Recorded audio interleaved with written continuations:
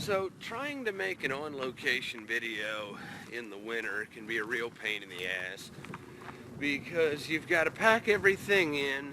The cars on the road are extra loud because of the slushy conditions. Obviously, you can hear the train in the background. Pack everything in, pack everything out. And so high production value is a real labor of love when it comes to winter production. But I feel like you guys deserve a picturesque video. Howdy folks, Tex Grebner here with Tex Grebner Outdoors. I hope you guys are ready to make it weird because it is time for your Tex Grebner Outdoors Saturday morning cartoon awesomeness. If you want to make it weird, you can support the channel by going to TexGrebnerOutdoors.com and checking out the merchandise line. We have Make It Weird stickers, Make It Weird t-shirts, Kill with Sticks t-shirts, and Life Ain't Like the Pornos, Hunting Ain't Like the TV shows. I bring you reality. Now, if you also are a traditional bow hunter or you're going to be wanting to get into traditional bow hunting, which is probably why you clicked on this here video, you can go to threeriversarchery.com and use the discount code of Tex Grebner in order to get a free shipping on your order in your checkout for your Tradlife supplies. Now, I was Tradlife before it was trendy. I got into traditional bow hunting because I frankly could not afford the rat race of constantly trying to stay valid. This here is old technology. It's already obsolete, so it's never out of style. But Tradlife is becoming much more trendy these days for whatever reason, as more people that are people of consequence in the outdoor industry get into traditional, and a lot of people tend to follow that. There is no messiah when it comes to traditional archery. There is no prophet figure. However, there is, of course, Fred Bear. What Fred Bear did better than anybody before him was he took the Henry Ford method of manufacturing on an assembly line, and he was able to make archery consumer friendly in a mass-produced way. He was also able to test his equipment in the field and create a market, and Fred Bear got to live the American dream by doing what he loved so well that he was able to pay himself for doing it and write off his safaris as depreciation of wealth from the government on the taxes. Fred Bear, like Hunter S. Thompson, searched and found the American dream. Now, as I said, there is no messiah, but there is an awful lot of people that are getting into traditional archery these days that don't really know where to look or where to turn because the internet is an information superhighway. And with that much information, it's easy to go down a rabbit hole, get confused, get turned around, and get involved with people that are going to take advantage of your ignorance. So I'm hoping that this video is going to be helpful to you. But in full disclosure, I'm Tex Grebner. I am not superhuman, while it is dangerous to release too much of my awesomeness all at once. And I'm not a particularly successful traditional bow hunter, in spite of all my efforts. But I do hope that this video is going to help you navigate getting into traditional archery much easier and demystify things. Because while I don't know everything, you learn a hell of a lot more through failure than you do through success. You can get smart out of books. You only get wisdom by screwing up. By and large, I get the same question from two different kinds of people. I get a question from the poor and passionate, and I get a question from the affluent and ignorant.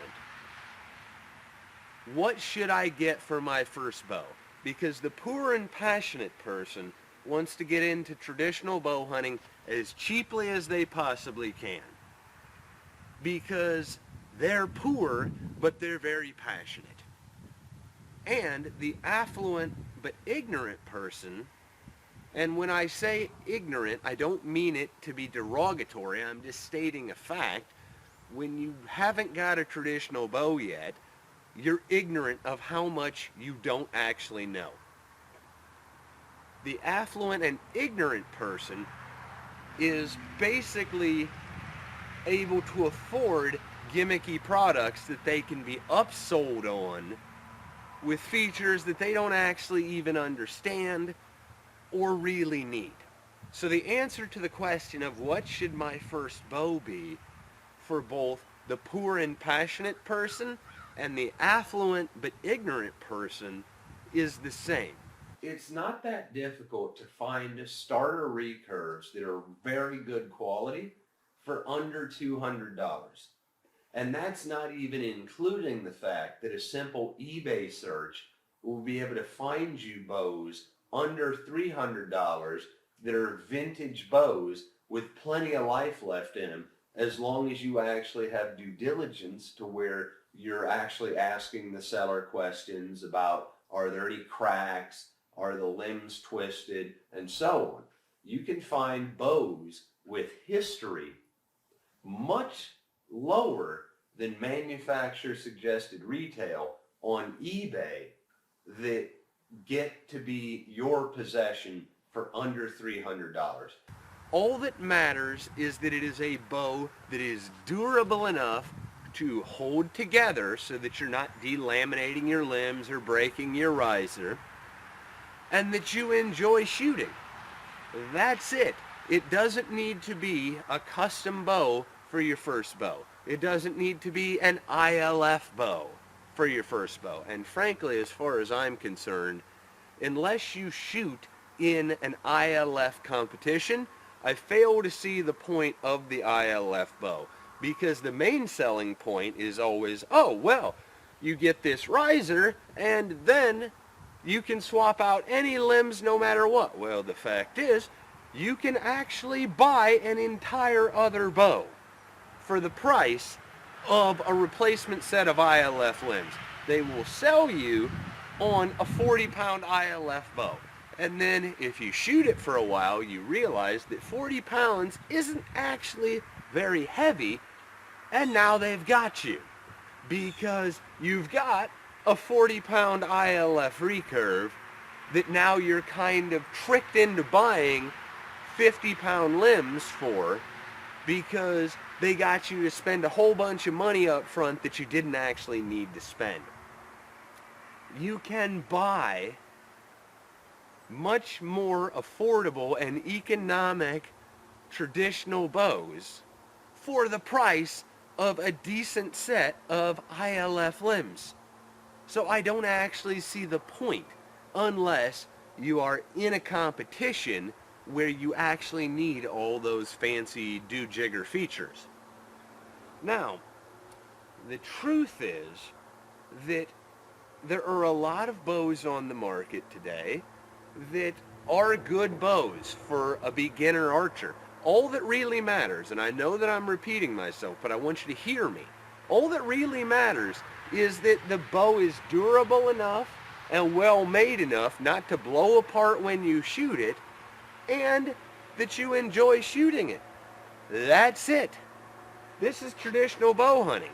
Now, it's not that difficult to find new takedown recurves of quite high quality for under $200. However, if you're in that poor but passionate class, I've made videos at length on bows that I didn't even have to pay a full $100 for on Amazon. If you don't have the money to get what you want, then you're going to have to learn how to work with what you have. It's going to build character.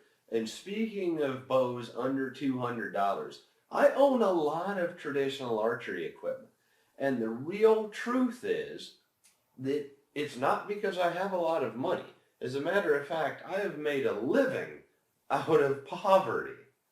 But I'm really good at finding deals and going into territories of archery that other people simply wouldn't, because it doesn't have to be pretty and it doesn't have to last 20 years. It just has to work. And so I own a hell of a lot of recurves, not because I'm rich, but because they're easy to afford if you actually save up for it. Now, this here is one of the gold standards. It's a Samick Sage. Been around for a long time. This here is a Martin Locust. And this here is the new Tiger Shark Pro that I got from Southwest Archery. Now, in the interest of full disclosure, this was a sample bow. I have not paid for it. However, what I will definitely say is that it's a $175 price point.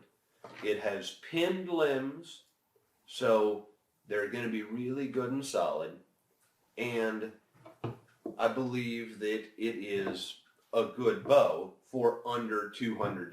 Now, I do have an analytics link. If you want to get a Tiger Shark, you can click through that link and help support the channel that way.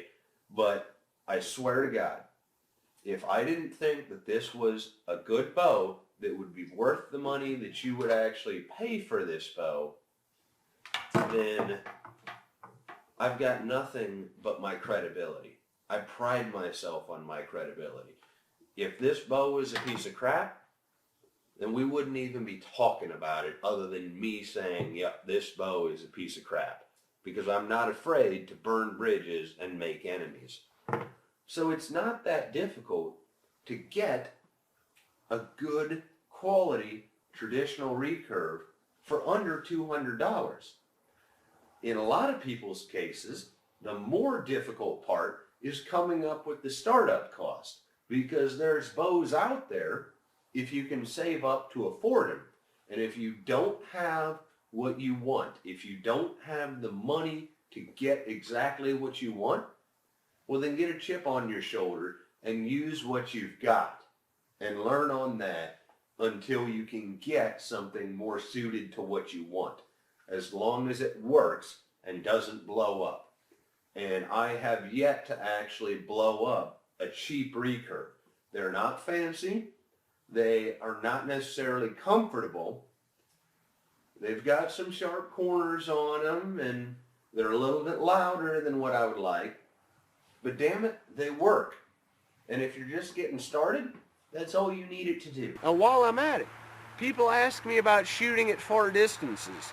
This is traditional bow hunting. My advice for once you get your first bow is, truthfully, move up to, say, 5 yards. Now, the 10 ring on your standard scoring ring is basically all you have on a whitetail when it's a living, breathing whitetail. Forget about shooting past 20 yards. You don't need to worry about it. Part of the point of traditional bow hunting is that you want to be close. If you have to think about how to make the shot, then it's too far.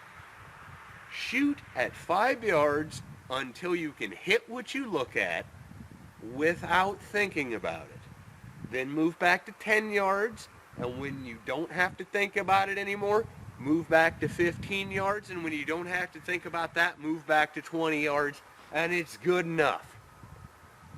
Unless you're tournament shooting, you don't need to ever worry about shooting more than 20 yards. That's just my take on it, and people call me a traditional elitist, but when you talk about people with a compound bow that are shooting animals at 75 to 100 yards, they have an incredible amount of shooting skill. But I also, while I admire their shooting skill, don't think a whole bunch of shooting an animal that far away, because it's more about how far away you could shoot him than how close you actually got to him. If you're going traditional, you're obviously not doing it for the meat, okay? You're obviously not doing it because you care about being successful. Traditional archery and traditional bow hunting is a commitment to the acceptance of failure. You get in there and you fail. If you stalk, or if an animal is, 25 yards and you don't feel good about it and you don't shoot, then you get to say, yep, I had an animal outside the range that I was comfortable with, but it's still closer than what a lot of people actually let animals get with their compounds. And boom, there you go. You were unsuccessful through not compromising your ethics. Now, while I'm at this, I missed 3 times in this past archery season inside of 20 yards. And I've been shooting a recurve for several years now. If that happens to me, I don't know why you guys are worried about trying to shoot out 30 and 40 yards. The closer you get, then the better you will shoot. Basically, I went down a rabbit hole, and then a train went past, and so here I am back again. And just to pick up the topic, the truth is that in traditional archery, manufacturers are so small that they don't need advertising. They don't need promotional or pro staff. Nobody cares what brand of traditional bow you're shooting. All that they care about is that you shoot it well.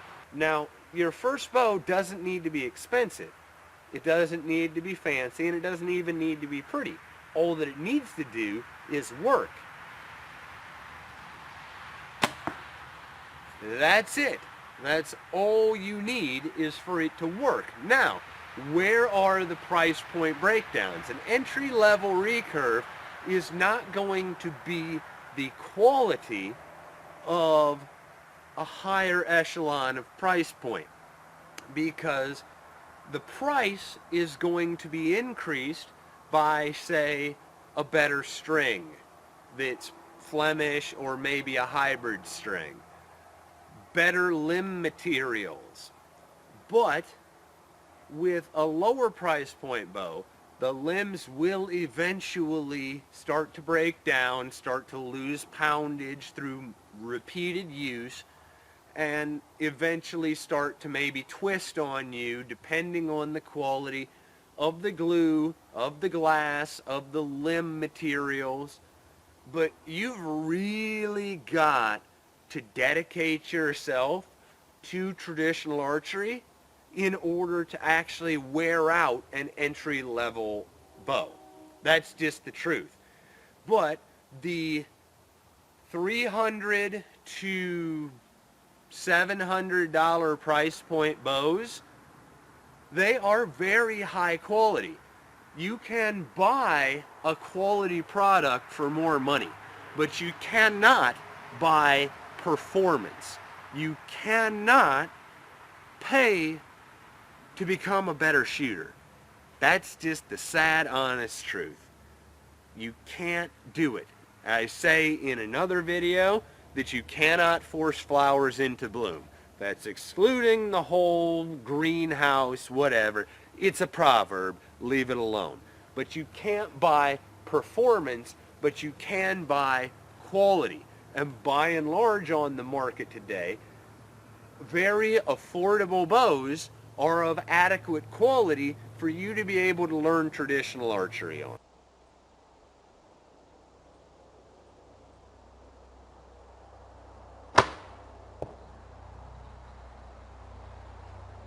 So let's talk about picking your first arrows, because there is so much information out there about tuning that at this point it is so confusing. I bare shaft tune at this point in my career, but the truth is that you don't necessarily need to bare shaft tune. If you're in the 40 to 50, even 60 pound draw range, then it's easy. My crazy ass is shooting 75 pounds on the reg. But when it comes to picking your first arrows, they need to be feather fletched, and you don't necessarily need to bare shaft. Just pick your bow that you get, go to your local archery shop, and get some feather fletch shafts and shoot. And if the arrow lands in the target straight, then that's great. If it lands with the nock to the right, then it's too stiff. If it lands with the nock to the left, then it's too weak. You can strengthen your arrow by cutting it shorter. You can weaken your arrow by adding more point weight. Now, that seems ridiculously simple, but it's true. You don't necessarily need to get all wrapped up around the axle about tuning for absolutely perfect arrow flight, because the truth is you're not an absolutely perfect shot yet. You don't have to worry about it yet. All you need to do is go to your archery shop, get some arrows with feathers on them, and if they land in the target straight at 10 yards, then that's good enough for right now. Don't worry about it.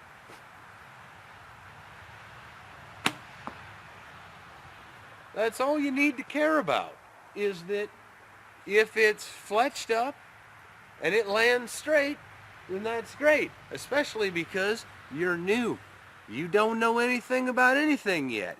Your technique might change, your form might change, and while I'm at it, almost nobody, unless you're my buddy Josh Crooks, who is a giant, is actually drawing 28 inches. Bows are measured in their draw weight at 28 inches. But almost nobody is going to consistently draw 28 inches unless you're super long in the limb or generally super tall. Your normal 50-pound recurve is really going to be about a 49 on the best case scenario. If it's a low quality recurve, it's going to be like 45 over time as the limb materials break down and it loses a little bit of speed. But almost nobody is actually shooting a 28-inch draw. What you want is a comfortable draw length. Touch your middle finger to the corner of your mouth. Now, I said early in this video, gap shooting, right? Gap shooting. If you need to think about it, then it's too far. That's all you need to worry about. Instinctive shooting also doesn't exist. It is what I would call a subconscious recall, okay? Instinctive shooting doesn't exist. It's not an instinct. You know what is an instinct? A baby's natural reaction to suckle. That's an instinct. This is not an instinct. An instinct is to be naturally afraid of snakes because it's in your DNA to have that fear because this means death. That's an instinct. In traditional archery, it is a subconscious recall. You're doing something without having to think about it because you've been here before. Now, muscle memory will help you acclimate to actually being able to draw your bow with greater ease, but muscle memory doesn't actually have shit to do with hitting your target. Muscle memory is your muscles getting used to drawing the bow. Subconscious recall is how you shoot instinctively. But instinctively has a much better brand name, so I guess we'll just go with that. The reason that I call it subconscious recall is there is a gap between your arrow point and where you want the arrow to hit. And over many correct repetitions, you're going to learn where the bow needs to be in order to hit that spot. At some point, you can do it subconsciously, and you're recalling in your brain the correct repetitions in order to get the desired result. But you draw your finger to the corner of your mouth every time. Now, you can really get your 28-inch draw if you really horse back on it. But that's not necessarily consistent every time, and hyperextending ends up making you torque your shot and also contributes to you hitting yourself in the arm and so on. So you don't really need to shoot 28-inch draw. It's not some crazy ass target compound where you're anchored way back here. Personally, I've never understood that style of shooting. Now, just as a quick tip, not to overcomplicate this here, but everybody always talks about how you can shoot more accurately if you shoot a lighter draw weight. So let's say that your natural arrow weight is going to be about 420 grains. That's going to come out of your standard 55 or 50 pound recurve like a laser. Your arrow shelf is going to have to be like 3 feet in the dirt at 20 yards. However, if you drop that down to 40 pounds and your arrow weight stays the same, now you're in that magical 10 grains per pound of draw weight, where you're maybe getting it. Granted, if it's a 40-pound bow and you're not actually drawing 28 inches, you're really drawing only like 38 pounds. But if you're keeping the arrow weight the same and the draw weight is shrinking, that's going to mean that in order to compensate for that, you're going to have to bring your arrow closer to the target by lifting up your arm, and by doing that, it's going to bring the target better in focus in the arrow shelf, where you're going to be more consistent. A lighter draw weight doesn't have shit to do with making you shoot more accurately. The fact is, your arrow shelf has to be so much closer to the target to even hit the target that it becomes very much what is known as point-on shooting. Now, in my case, because I shoot a 75-pound recurve, I have to do, in order to get my arrow shelf close to the target, that's why I'm using these 950 grain grizzly sticks, so that I have a reasonable point on. I'm not kidding you. If I shot like a 500 grain arrow out of this thing, my point on is like 55 yards if I'm at a full 28 and getting all 75 pounds out of it.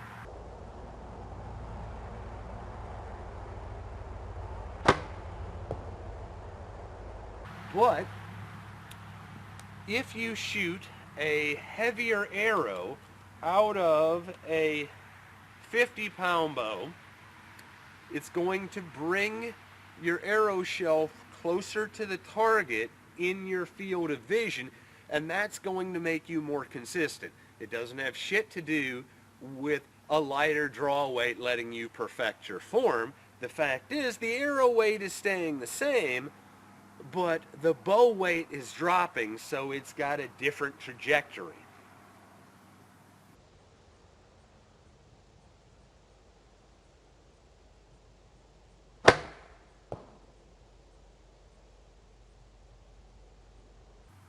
I suppose that I'd better end on a high note, because that is wicked cool right there. We talked about arrows and how shooting a heavier arrow is going to aid you in shooting more consistently and learning how to shoot accurately much more easily, comparatively speaking.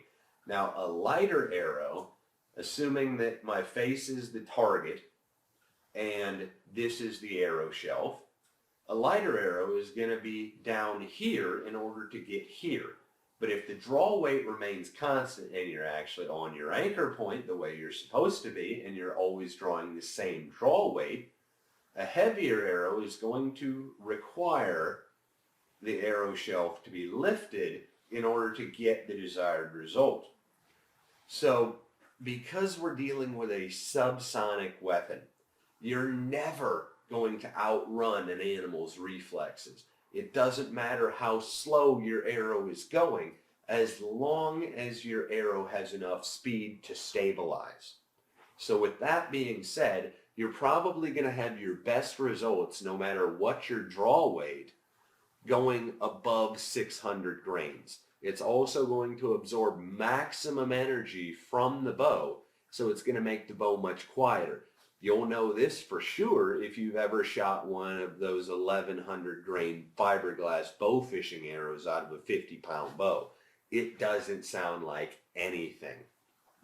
So if you shoot a heavier arrow, it's going to bring your arrow shelf up closer to the target, and it's going to make your bow quieter. And because arrow speed is irrelevant, no matter what, as long as you have enough speed to actually stabilize your arrow, it's not a big deal. Now, while I'm at it, again, why are we worrying about shooting more than 20 yards to begin with? I've also mentioned a little tiny bit about arrow tuning, and so that's why I wanted to do a couple of quick recommendations. This is a .400 traditional only. It's full length. I've got it feather fletched. It's got a standard insert and a 300 grain point. This is what I shoot out of my 40-pound Martin Locust. Now, it's a center shot recurve, and this is going to give you just baseline recommendations. It's got a good weight forward of center ratio. I have found these arrows to be adequately durable as I balance this. Yes, it is a good weight forward of center ratio. I have found these arrows to be adequately durable, and 300 grain broadheads tend to have a high mechanical advantage. And so if you're in that 40 to 45 pound draw class, this is a good base shaft to start with. Now, you don't have to worry, as I said, about bare shaft tuning. Just get some of these, hot stick them, go to an archery shop because there's going to be some arrow cutting involved. Draw to your anchor and shoot, and try and be as consistent as you possibly can, and then cut this back a ½ inch at a time until you get it landing pretty darn straight. So for a 40 to 45 pound center shot recurve, this is going to be just fine, and it's going to get you up into a high kinetic energy and high weight forward of center arrow that's also going to bring your arrow shelf up very close to the target and shoot just fine at 20 yards. And as a matter of fact, because we're basically above the 19% lethality FOC threshold, then the truth is you can damn near shoot a high FOC arrow out to 30 yards with no fletchings just fine. Now, this is a .340 full length. Now, obviously, I've got it fletched, but it's a .340 full length, and it has a standard insert and, yet again, a 300 grain point on it.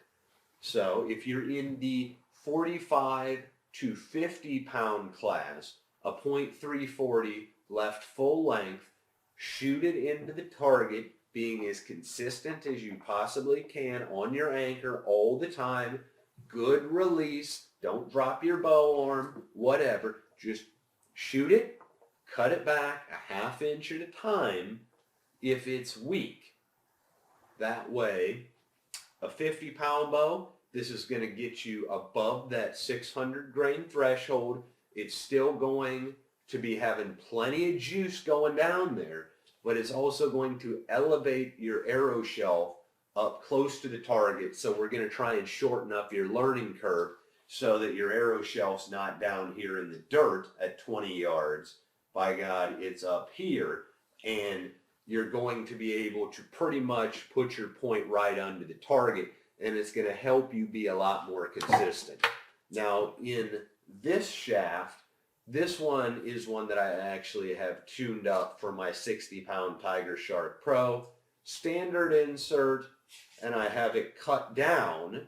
It's a .300 traditional only from Three Rivers. Obviously, everything is fleshed up, but if you're in that 55 to 60 pound draw range, then a .300 with a 300 grain point and a standard insert is going to be your base shaft, and you're still going to be doing very well as far as having an arrow that's going to shorten your learning curve by being heavy enough to elevate your arrow shelf.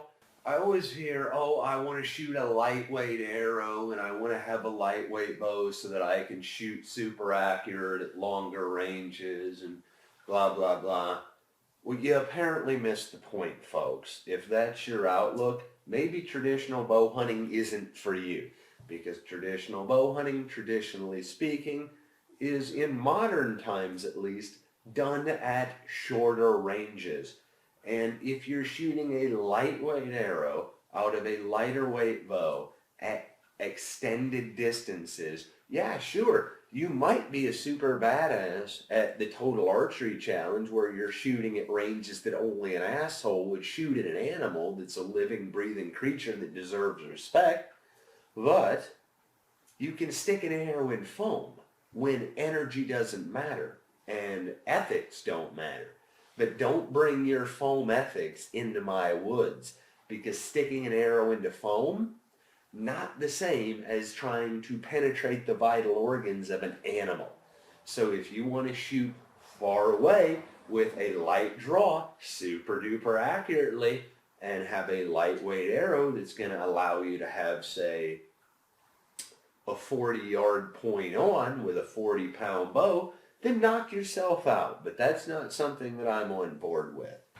So just to kind of conclude this, nobody cares what brand of bow that you're shooting. There is no status. If you're not having fun, scoot up. Shoot at 5 and 10 yards until you can do it without thinking about it, and that's all you need to worry about it.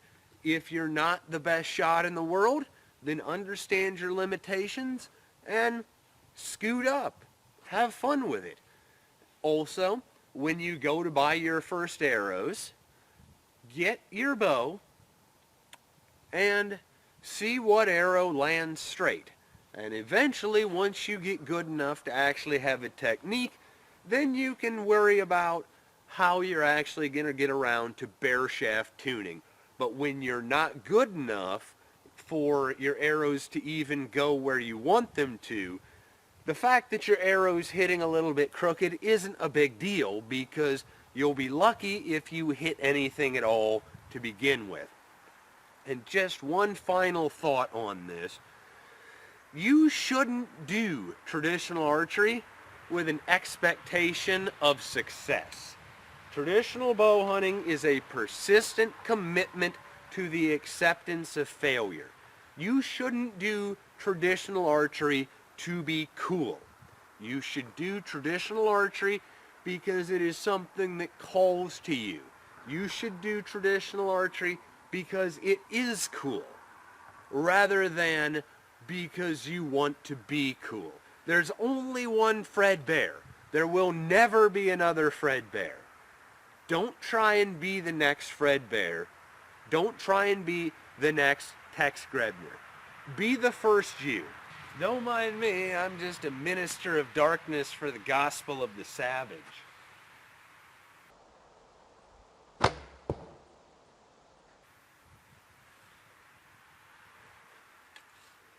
I do love it when compound bow guys talk about, oh, it's a stick and a string and it's so primal. Yeah. Go ahead, call me a traditional elitist, but that may be primal to you. You ain't seen nothing yet.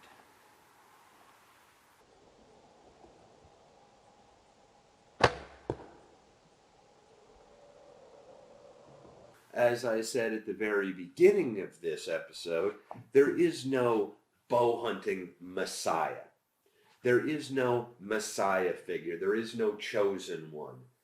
Bow hunting with traditional equipment is a journey. You're going to have to learn. You're going to have to figure out this all for yourself. You're going to have an incredible sense of accomplishment with the stick and the string. And I hope that this video is helpful to you. As always, God bless all my sportsmen of America. Join the NRA to protect our rights. Please check out my friends over at threeriversarchery.com. Thank you very much to those who are involved in law enforcement and those who serve in the military. And thanks for watching Tex Grebner Outdoors.